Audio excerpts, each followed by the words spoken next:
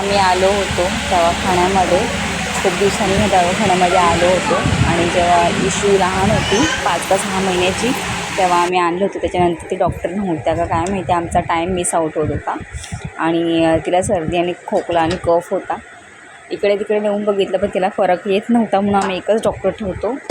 आणि आता ती थोडं थोडं चालायला लागली, त्याच्यामुळे ती उभी राहत होती. आणि जेव्हा खूप छोटी होती तेव्हा तिला मी अशी टॉवेलमध्ये घेऊन यायची.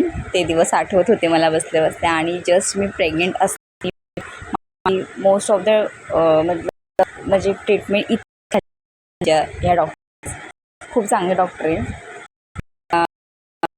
जे सांगते ना ते प्रॉपर आणि जे आहे तेच सांगते, तिकडचं काय सांगते.